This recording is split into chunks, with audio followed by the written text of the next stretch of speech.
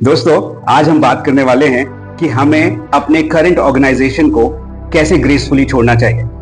मान लीजिए आपको एक नया ऑफर मिला है। अब वो ऑफर आपको मिलने के बाद आपने कंपनी को बोल दिया है कि आपको 60 डेज का नोटिस पीरियड है और आप 60 डेज के बाद ही ज्वाइन कर सकते हैं और आपके नए ऑर्गेनाइजेशन को एक्सेप्ट कर लिया है।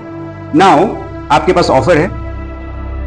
आप अपने पुराने ऑर्गेनाइजेशन पे जाकर आपको किस चीजों का ध्यान रखना है और किस तरह से चीजें करनी है, आज हम उसके बारे में डिस्कस करने वाले हैं। सबसे पहली चीज जो आपको करनी चाहिए वो ये कि आप अपने रिपोर्टिंग मैनेजर के पास जाएं और उससे बात करें कि आप रिजाइन करना चाहते हैं क्योंकि आप बेटर प्रोस्पेक्ट की वजह से आप दूसरे ऑर्गेनाइजेशन पे ज्वाइन करना चाहते हैं। इसके साथ ही आप अपने करंट मैनेजर को इस चीज का विश्वास दिलाएं कि आप अपना 60 डेज का नोटिस पीरियड या 30 डेज का नोटिस पीरियड पूरा करेंगे।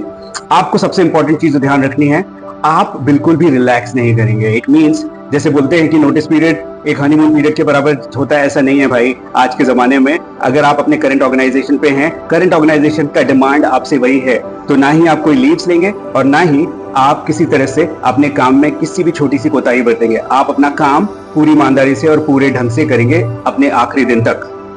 ये चीजें क्यों इंपॉर्टेंट हैं?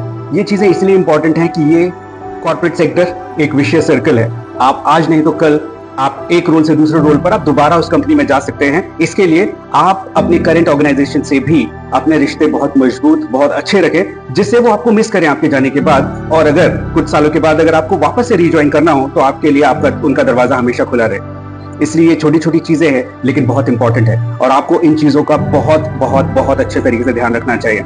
आई होप ये छोटी सी इंफॉर्मेशन है लेकिन आपको ये हेल्प करे और आप अपने ऑर्गेनाइजेशन में ये सारे कंडक्ट को करें और आपको लोग वहां पे पसंद करें। आपने वीडियो देखा उसके लिए थैंक यू सो मच। आपका दिन बहुत अच्छा हो। Have a great day.